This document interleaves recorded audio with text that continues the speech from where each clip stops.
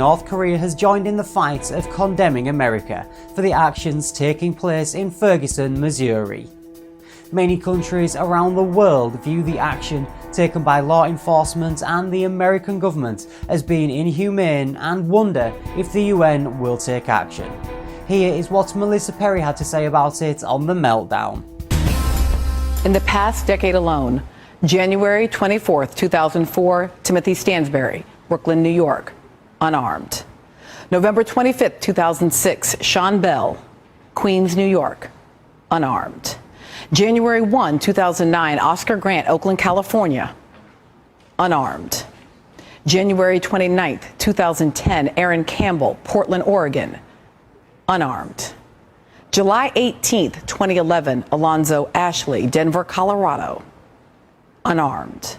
March 7th, 2012, Wendell Allen, New Orleans, Louisiana, unarmed.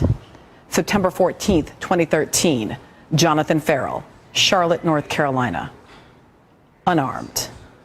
July 17th, 2014, Eric Garner, Staten Island, New York, unarmed. August 9th, 2014, Michael Brown, Ferguson, Missouri, unarmed. In the past decade alone, these men and hundreds of others have lost their lives to police. Local police report to the FBI killing at least 400 people a year. From 2006 to 2012, a white police officer killed a black person at least twice a week in this country. Which brings us back to Ferguson, Missouri, where, according to a report in the Daily Beast, in 2009, police officers charged a man for property damage because he bled on their uniforms while they arrested him and allegedly beat him bloody.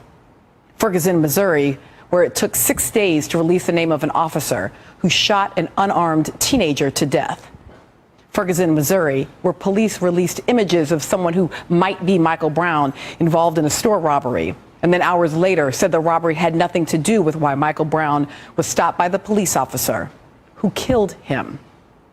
Ferguson is just outside St. Louis, Missouri, the place where, as historian Blair Kelly reminded us this week in The Root, Dred Scott sued for his freedom on the grounds that he and his wife had for many years lived in a free state. His case eventually went to the Supreme Court, and in 1857, Chief Justice Roger Taney declared that Scott had no right to sue because, as a black man, he was never intended to be an American. Speaking on the clause in the Declaration of Independence that all men are created equal, Taney wrote, quote, "It is too clear for dispute that the enslaved African race were not intended to be included and formed no part of the people who framed and adopted this declaration."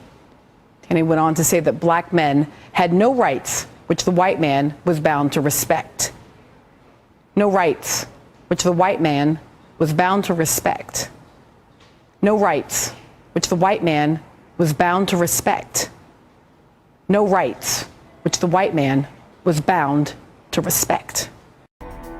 What the Dred Scott case proves, as Melissa Perry just pointed out, is based on United States constitutional law, is that so-called African Americans, black people and all members of the so-called black race have no rights according to law, and are still considered 3/5 of a human according to law.